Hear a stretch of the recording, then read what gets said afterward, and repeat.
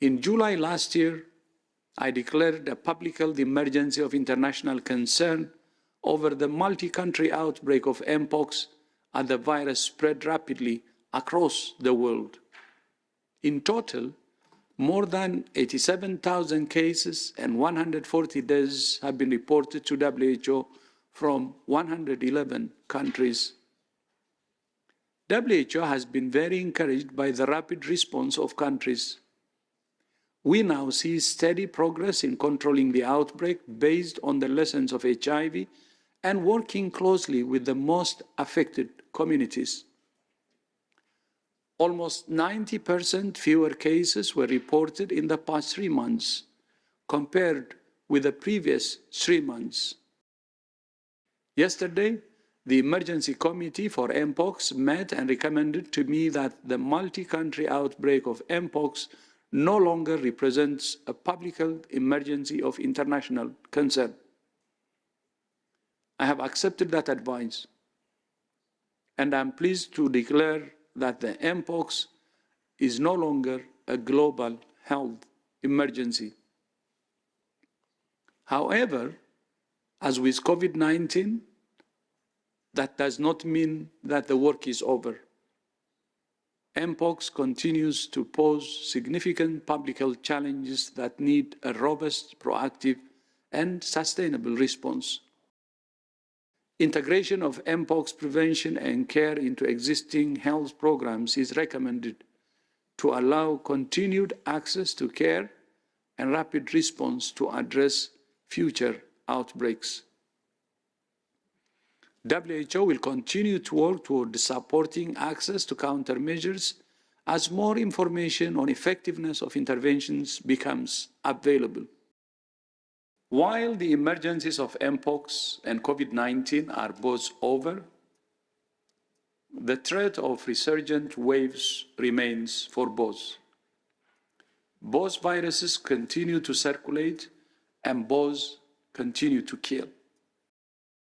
So the committee recognises this need for ongoing commitments to maintain the plans to control Mpox, with a long-term goal that the human-to-human transmission will be eliminated, as well as mitigation of zoonotic transmission where possible.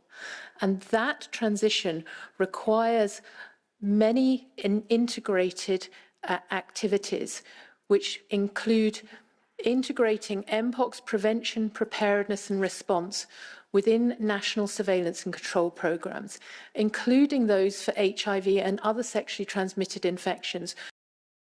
It is absolutely critically important that we continue the efforts that have been initiated already, because as we are all aware through the past few years, that as long as a virus is given an opportunity to continue to transmit from person to person, it also has the opportunity to change, to mutate, to evolve. And this is particularly true in the instance when people who are immunocompromised are affected.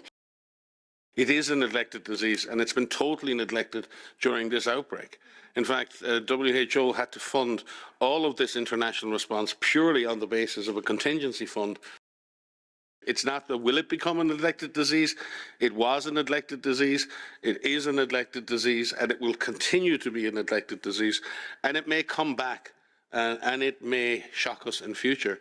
We need to keep monitoring this virus.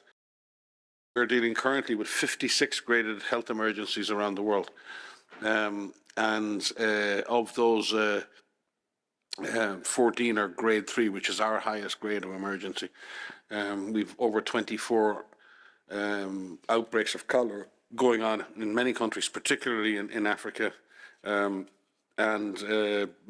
think anyone who works right now on immunization will see the huge increase in measles outbreaks we're seeing around the world. So the world is not quiet from the point of view of infectious diseases nor other health emergencies. Ongoing fighting in Khartoum and across Sudan continues to cost lives and cripple the country economically and socially.